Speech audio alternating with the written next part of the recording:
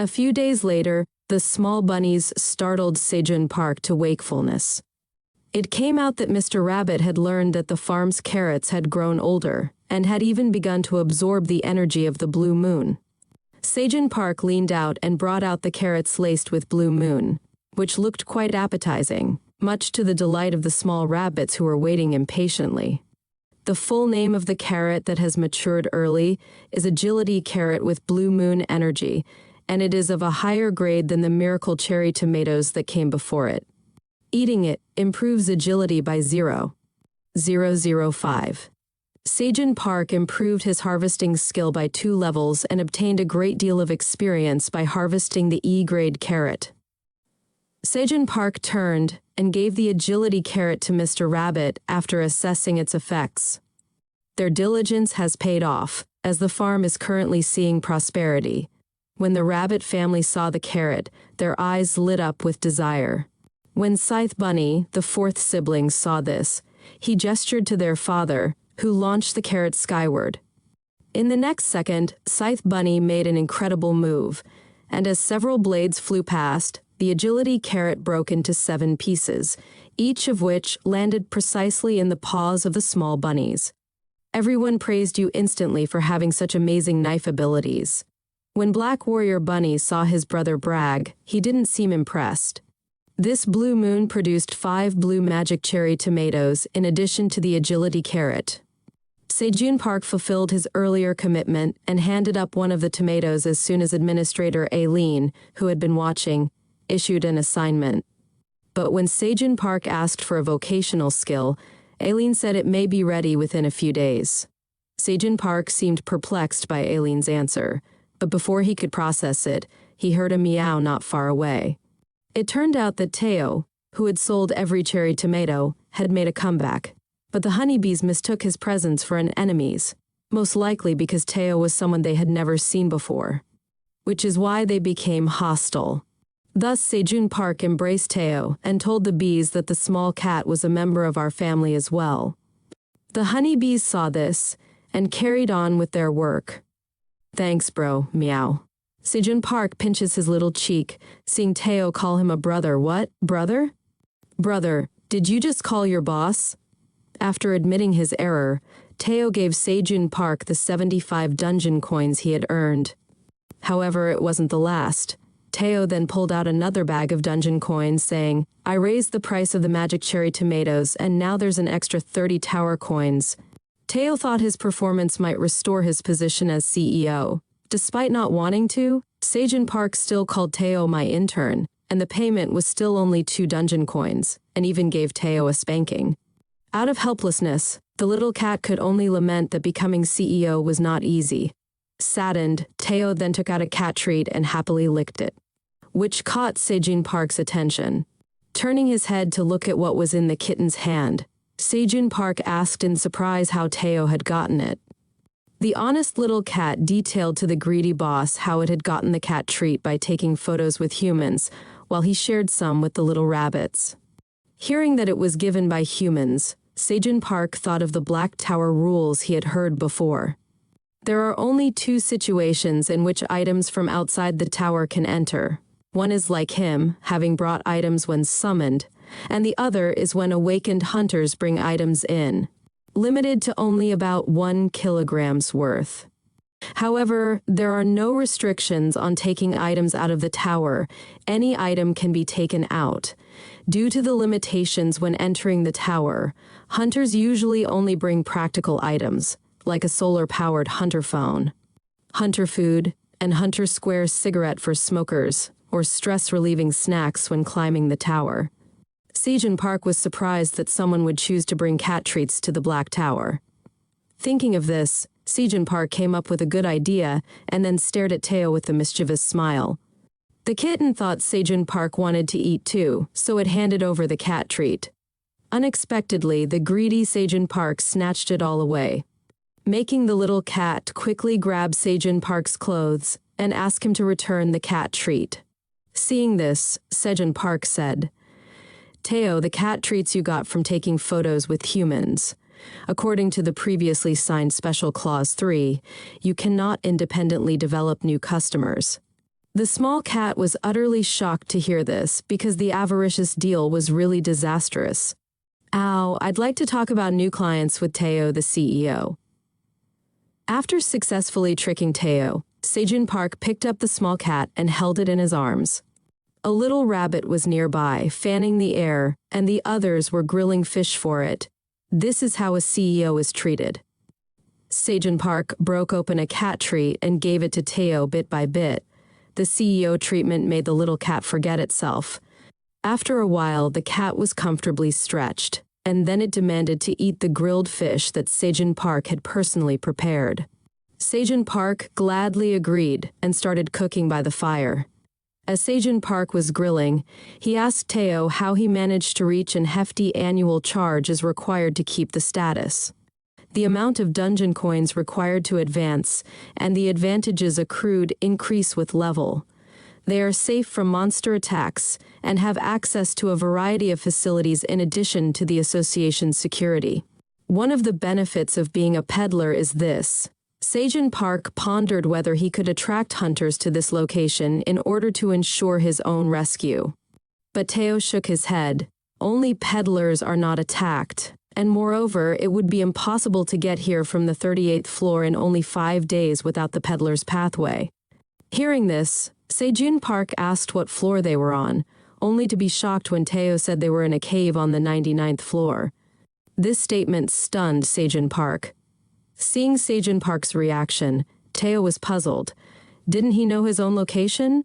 But now, Sejun Park was shocked senseless by the 99th floor. And since Teo couldn't bring people here, it seemed he would be trapped here forever. Just as Sejun Park was at his lowest point, the little cat Teo quickly stepped forward, grabbed his face, and shook it vigorously to bring him back to his senses. Teo had thought he was empathizing with his distress, but it turned out that his fish had burned. After grilling another fish for Teo, Sejun Park started thinking again.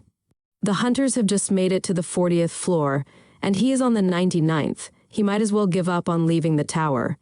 Meanwhile, Teo, unaware of Sejun Park's mood, continued to direct him to grill the fish properly. Seeing this, Sejun Park no longer obeyed, as an hour had already passed.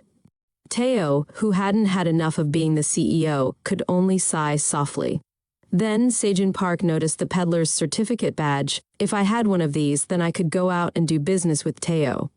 He immediately asked Teo if he might become a street vendor since Sejun Park was starting to dream about them becoming very successful.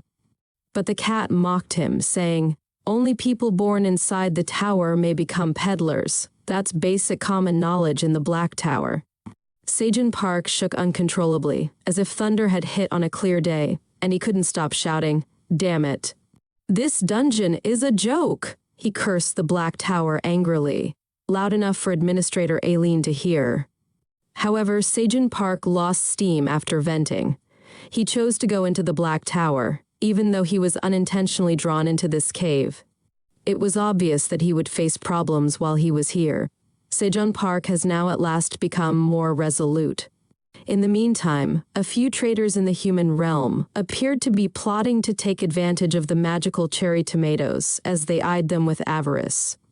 Upon discovering the little cat's predicament, Sejun Park realized that it would not be easy to escape the tower. He was ready to stay, only needed to tackle real-world problems one at a time. Right now, he needed certain essentials the most, and he also needed to make sure the location was safe. The little cat said, "The area around the cave is very safe, but just a bit farther away, there is Crimson Grizzly Bear." Hearing this, Sejun Park recalled his previous terrifying encounter, which very likely involved the same bear. Teo was particularly afraid of it because every time they passed by, the bear would glare at him fiercely. It seems that going out is still too dangerous. Now the planting area in the farm is expanding, and soon thousands of cherry tomato flowers will bloom.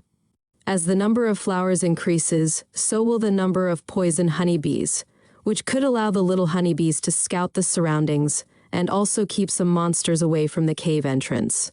Meanwhile, Sejun Park finally thought of a good way to get out, which involved making ropes from onion leaves and then having the honeybees tie them to a tree outside the cave. This way, he would most likely be able to leave from here. After planning his next steps, Sejin Park began to delegate tasks. Getting necessities could only be managed by Teo, and he then informed the little cat of the importance of this task and that only it could accomplish it. Teo confidently accepted, saying, "There's nothing that Teo the CEO can't do." A few days later, a large group of adventurers had set up camp on the 38th floor of what had previously been a vacant avenue. Teo had come too, and the tiny cat realized that the renown of the miracle cherry tomatoes had to have spread since he was seeing more people than he had previously. However, this was ideal for him. The more purchasers, the better. Teo suddenly leaped in front of everyone, shocking the explorers. But as soon as they were all well, they went straight for the small cat. Teo smiled as he saw their responses and greeted them. At that moment, a man with a desire to purchase all of the magical cherry tomatoes shoved his way through the throng and pulled out a bag of dungeon coins. The former guild members, who had been the first to arrive and were frequent consumers of Teo, immediately objected to this. Teo intervened to break up their argument and stop the adventurers. The tiny cat declared that the magic cherry tomato sales will be changing going forward. The adventurers halted their argument upon hearing this and inquired of Teo what he meant. The cat announced to everyone that the 500 pieces of magic cherry tomatoes would be up for auction in 3 batches, with the winning bidder being the only one who could take them home. "Oh, if you don't have money, you can go back now. The first round of the small tomato auction will start immediately, with Teo setting the starting price at 35 dungeon coins." This method was informed to him by Sejin Park. He speculated that the news of the magic cherry tomatoes had spread outside the tower. When a product is in high demand but limited in quantity, auctioning is the best way to make money. Besides this, he had also arranged other tasks for Teo, which was also a good opportunity to assess the little cat's business acumen. After a rest, Sejin Park resumed his work, and the little black rabbit went to prepare dinner for the day. However, at this time the Black Tower administrator issued a task, and this time there was finally a reward, but Eileen needed a cup of magic cherry tomato juice with honey. Since making tomato juice was time-consuming, Sejin Park told the administrator he would make it after he finished his other tasks. But the administrator insisted it had to be done now, emphasizing that the task had to be completed immediately. Seeing this, Sejin Park didn't know if she was showing off the reward or just wanted to drink the cherry tomato juice, and he even asked if the skill could be given to him first. The administrator revealed that the reward could only be received after completing the task, as it was a rule in the Black Tower. Considering the administrator's eagerness, and because Sejin Park also wanted to see what the skill was, he immediately set out to squeeze the magic cherry tomatoes. This new beverage from the farm had previously been made by Sejin Park, and after adding honey, it received great reviews from the little rabbits. Picking up a sufficient amount of magic cherry tomatoes, Sejin Park took a deep breath, and the next second, he squeezed all the magic cherry tomatoes with all his strength.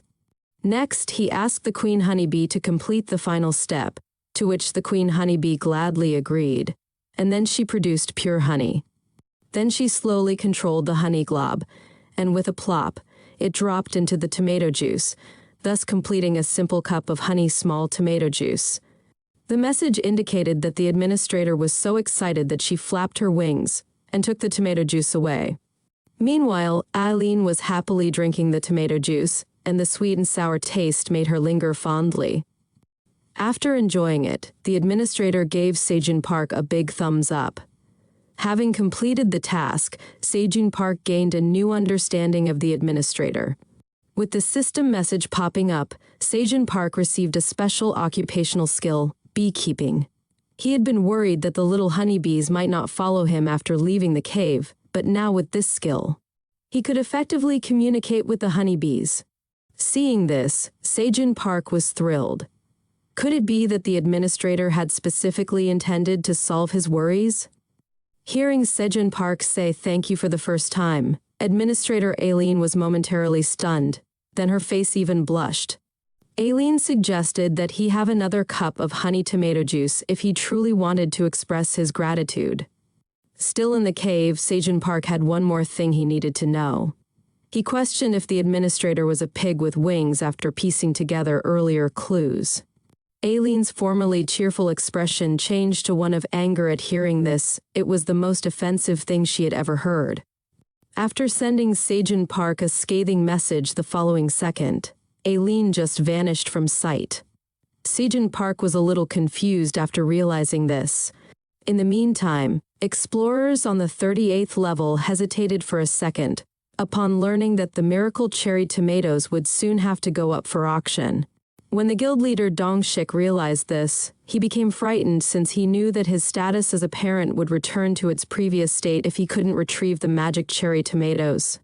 Dongshik gave up his hesitation and volunteered to buy 500 tomatoes with 41 dungeon coins right away. He clarified that obtaining the magic cherry tomatoes was the first priority after observing his team members' confusion. The team members might then purchase from him later if necessary. Still, other explorers persisted despite the price increase. The other adventurers began bidding after the previous man yelled an even greater price, and they heard someone else was also in the running. Dongshik discussed crowdfunding with his team members because he hadn't anticipated these newcomers to be so wealthy. Everyone was astonished when a man's booming voice announced an offer of 100 dungeon coins at that very moment. The bidder was the chairman of an outside-the-tower huge food company. Hearing such a high bid, Teo instantly counted down. Going once? Going twice. And the deal was made. Dongshik was surprised by the appearance of Michael. He wasn't supposed to be here. However, he soon saw a familiar face behind Michael. It was Chris from Dongshik's own Phoenix Guild. But he clearly remembered that Chris's group was supposed to be on a rotational break. Chris, feeling apologetic, explained that it was his sister who had asked him to bring Michael here. Understanding the situation, Dongshik realized the whole story. Chris's sister, Jenny, was the CEO of a pharmaceutical company, and it seemed that the news about the magic cherry tomatoes had fully spread and was now being targeted by big businesses. After delivering the first basket of magic cherry tomatoes, Teo quickly initiated the second round of the auction and was very pleased with the outcome. The second round of the auction on the 38th floor had already begun, with the starting price still at 35 dungeon coins. Dongshik initially shouted a high bid of 60 dungeon coins, but Michael bid 100 dungeon coins again, which greatly surprised Dongshik. Not wanting to return empty-handed, Dongshik tried to borrow money from his teammates, but unfortunately, Teo had already finalized the deal. After handing the second basket of tomatoes to Michael, the little cat announced the last round of the auction, but before he could even start the bidding, Michael again bought them all with 100 dungeon coins. Hearing this, Dongshik knew he had no chance. Seeing the saddened team captain, the nearby teammates comforted him to wait for another opportunity. Michael, who got the magic cherry tomatoes, was very satisfied. Years of doing business had taught him to recognize the excellent quality of the magic cherry tomatoes. As Teo was preparing to leave after selling his goods, the adventurer Suha and her friend came looking for him.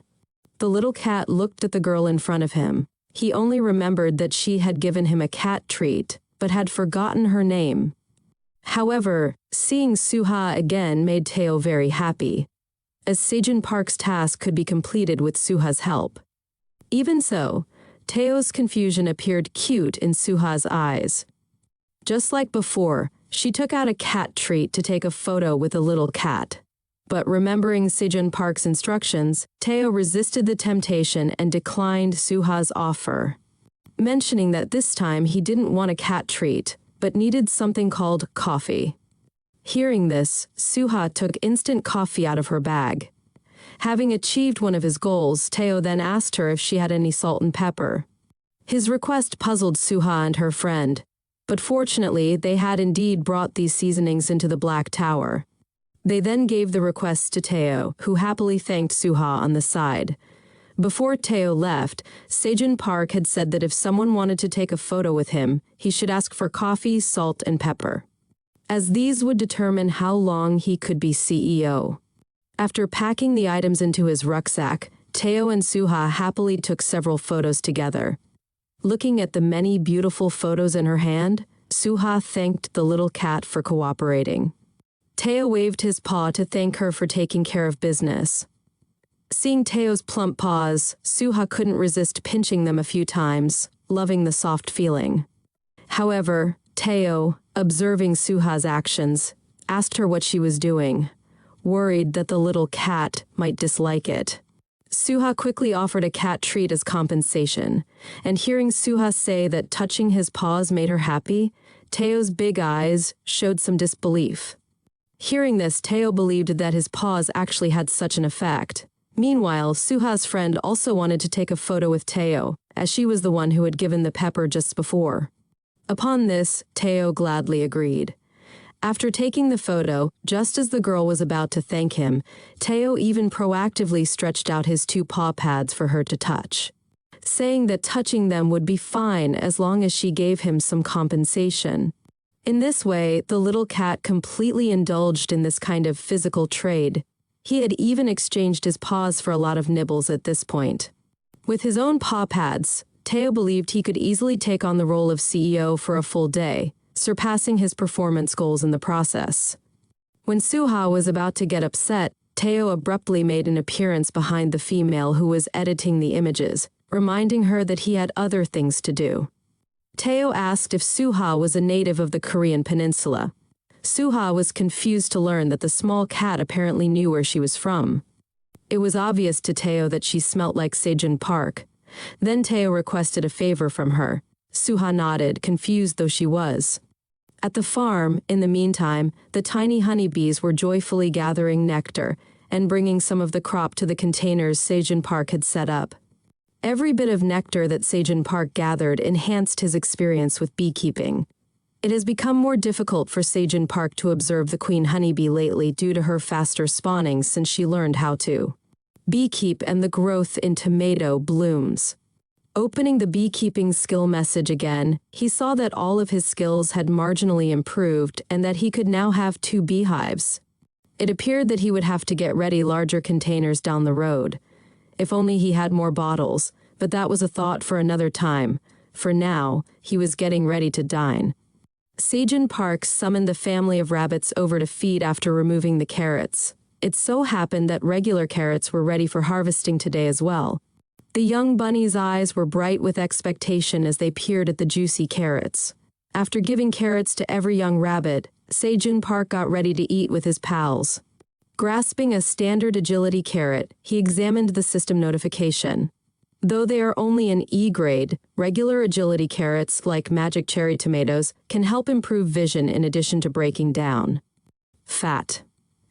Bringing them to market will undoubtedly be a huge hit when the harvest grows in the future. They started carrying the mature carrots away after they had eaten. Sejun Park was in charge of picking, while the small bunnies transported the produce to the storage area. Black Warrior Bunny abruptly dropped to the ground in the midst of this. At first, Mr. Rabbit and Sejun Park assumed he was just sleepy, but it turned out that Black Bunny had used the occasion to smuggle a carrot, which made his dad kick him. Sejun Park considered calling in early today after glancing at the fully stocked warehouse. At that moment, the system abruptly displayed a number of messages informing him that he had attained level 10. Additionally, a triggered job appeared right away.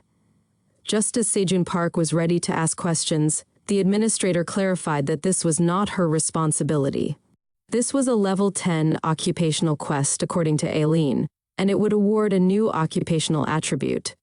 Sejun Park was aware that certain jobs have specific criteria, which differ based on the occupation. Sejun Park, a Black Tower farmer by trade, made the decision to enlist the aid of the small bunnies in order to clear fresh territory. By nightfall, Sejun Park had finished the assignment. Not only was Sejun Park well worn out, but so were all of the young rabbits. Luckily, he acquired a very useful vocational trait, which gave him some comfort and justified the task's quick completion. They were eager to go to bed early after a long day. Sejun Park went to bed after bidding the rabbit family a fond farewell. However, Mr. and Mrs. Rabbit stopped the small bunnies as they were ready to enter their house, even going so far as to forcefully close the wooden door. Mr. Rabbit remained silent in the face of the small bunnies' cries and noises. Se-jin Park noticed this and went back to find out what had happened. After learning the details, he firmly agreed with Mr. Rabbit's approach. Since they had already developed into adult bunnies, it was definitely time for them to start living on their own. However, as night fell, Se-jin Park asked them to stay with him for a nap. The young rabbits soon made their way to Se-jin Park's large bed, where it was genuinely warm and comfortable to sleep in. As Suha and Teo approached Dongshik on the 38th floor of the Black Tower, he was anxious that his daughter would chastise him for not being able to purchase the cherry tomatoes. It transpired that the small feline needed Dongshik's assistance with a few issues. Teo held out his paw to inquire if he wanted to sign a contract, knowing he was the most formidable Korean captain there. When Teo first met Dongshik, he gave him a contract right away. He planned to work out a deal with Dongshik, in which he would give him 100 dungeon coins in exchange for cash, send it to Se-jin Park's family in Busan, Korea's Soseo region, and tell them how well Se-jin Park was doing. 200 magic cherry tomatoes and a tiny quantity of dungeon coins would be the payment. Dongshik's eyes glowed when he saw the magic cherry tomatoes because, if he could get the tomatoes back, he could win his daughter's approval as the greatest father ever. Dongshik accepted the contract and wondered who this Se-jin Park was. Could he be a hunter who is stuck in the tower right now? As Teo saw this, he was about to say something out of the blue when he suddenly recalled Se-jin Park's advice to keep his 99th floor location a secret from others. The small cat claimed that Se-jin Park had saved him on the 40th floor, and that's why he was doing errands for Se-jin Park after hearing this. Dongshik was surprised to hear that someone had already made it to the 40th floor when he heard this. It appears that the magical cherry tomatoes were something an individual discovered. Teo did not respond to this in any way. If Dongshik's whole Phoenix Guild organized, they could only go as far as the 39th floor. It is likely that the other party was a skilled lone hunter, because he had never heard of a hunter with such strength through official channels. It was conceivable to secure exclusive rights to the magic cherry tomatoes, and possibly even bring Se-jin Park into the guild if this could lead to a link. Contemplating this, Dongshik firmly consented to sign the contract that Teo had provided, and he promptly pulled out a pen to write his name. Thus, the system assisted in establishing their contract. Even outside the Black Tower, contracts made there are still enforceable. But in order to make sure the word got through, Dongshik scheduled a meeting for these coming 10 days and urged Teo to explicitly tell Se-jin Park that he, Kim Dongshik of the Phoenix Guild, promises to carry out the contract as agreed.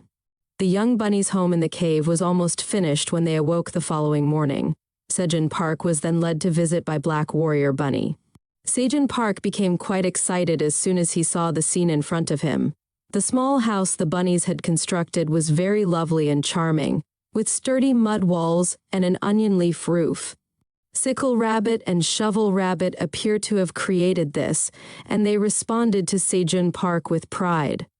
Se-jin Park caressed the small bunnies with affection, and even the basic resting nests were well built.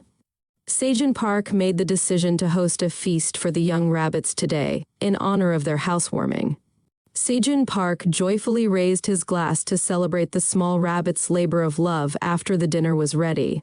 He gave Black Warrior Bunny extra attention as a token of appreciation for consistently supplying fish of the highest caliber. Se-jin Park appreciated the small rabbit's artistry once more as he gazed at the carrot cup he was holding.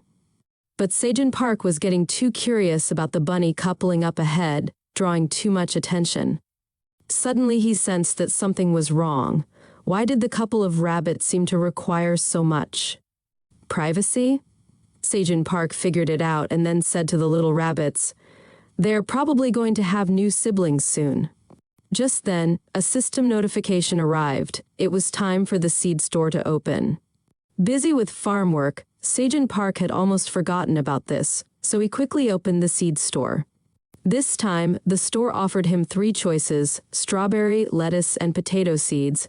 Seeing the lettuce, Sejun Park's eyes lit up. But the thought of pork belly lettuce wraps had to be put aside for later. For now, potatoes and strawberries were under consideration. Although he had enough money, the store only allowed the purchase of one type of seed. After some thought, Sejun Park decided to buy the potatoes, as carbohydrates are more satisfying. As a large bag of potatoes appeared out of nowhere, the next seed store opening would require waiting another 30 days. Looking up at the bag filled with 100 potatoes, Sejun Park suddenly felt something was very wrong. The next second, the bag fell towards him. Fortunately, at the last moment, he managed to dodge, otherwise he might have been injured. The loud noise also disturbed Mr. Rabbit's cozy time. Seeing the angry Mr. Rabbit, Sejun Park apologized. Turning around, he began to sift through the potatoes with his hands, carefully examining them for a while. Sejun Park confirmed that the quality of these potatoes was definitely very high. Thinking of the various potato dishes they could enjoy in the future, he and the little rabbits were very excited. Thus, Sejun Park decided to rest well today and start working hard on planting potatoes tomorrow. And now he suddenly remembered Teo, wondering if the little cat had completed the task he had entrusted. Meanwhile, in the middleman zone of the Black Tower, many locals were busy at a market. At a general store nearby, little cat Teo was muttering about household items. While flipping through items with his cat paw, it wasn't long before Teo pulled out a pot and a ladle. After asking for the price and hearing that both items together cost 6 dungeon coins, Teo asked the shopkeeper to give him a discount. Seeing this, the shopkeeper realized that Teo must be a new peddler who was new to this area, so he gave Teo a discount of 1 dungeon coins. Hearing this, the little cat looked disappointed and asked for a bigger discount. The shrewd shopkeeper knew he couldn't lower the price further, so he said that was the lowest limit. But Teo, having learned well from Sejun Park, immediately tossed the items back to the shopkeeper and turned to leave. Seeing this, the shopkeeper hurriedly stepped forward to stop the little cat. He hadn't expected Teo to walk away so decisively. Realizing he had met his match, the shopkeeper said 3 dungeon coins would be fine. Unexpectedly, Teo then knocked off another 1 dungeon coins, and the shopkeeper, with no other choice, agreed. The little cat quickly placed the money on top of a wooden barrel, then hastily ran off after saying thanks. But when the shopkeeper looked down at the money, he was a bit puzzled because there was a moist mark left on the barrel, along with a few obvious drops of sweat. Around another corner, Teo was sweating profusely, and his heartbeat had accelerated countless times. But he was extremely happy because he had really done it. He haggled without getting ripped off. Teo excitedly raised his cat paw. This was the method Sejun Park taught him to avoid being a sucker. The gist of it is to always bargain, no matter what the initial price is. If the merchant doesn't agree, then leave without hesitation. If the seller calls you back, come back and bargain again. Teo had seriously noted down these techniques in his notebook, and now he had really applied them and achieved success. Although it was only a few dungeon coins, it was enough to make him a smart peddler who knows how to bargain. Happy Teo leisurely strolled down the main street. But as he approached a small alley, Teo heard that voice he detested. Focusing his eyes, it indeed was Scarum, who had sold him fake goods before. Seeing that he was once again using a vacuum flask to deceive novice peddlers, Teo angrily yelled, "Scarum, you despicable stinky goblin!" Scarum was shocked by his voice, and Teo approached him fiercely. Scarum claimed to be familiar with the small cat, even though he didn't understand why it was here. Teo immediately shoved the goblin's arm away upon realizing this, and informed the merchant in front of him that Scarum was a con artist. This infuriated the goblin, who thought he had sold Teo something for a good price, and now faced with unappreciation. When Teo heard this, he got further irritated, and quickly clarified that the cup's insulating ability was just a piece of rubbish and had nothing to do with magic. This was the moment when Scarum started to have cold sweats. His first worry was to protect his reputation. He had no idea how Teo had learned the truth. Unexpectedly, the small cat approached a passing patrol guard and informed them that a goblin was posing as a person nearby. When Scarum saw this, he made a rude comment and left the area right away. The shopkeeper in front of him thanked Teo and asked for his name after revealing Scarum to be a con artist. Teo proudly said his own name, waved, and walked out of the room. The merchant said softly, "Mission suspended." At that moment, there was noise from the roof above her, and the next second, 3 animal police officers arrived in front of her. The peddler slowly took off her head covering and reprimanded her subordinates for not doing their job properly. He had no idea that the inexperienced peddlers he had just interacted with were staring at him sharply.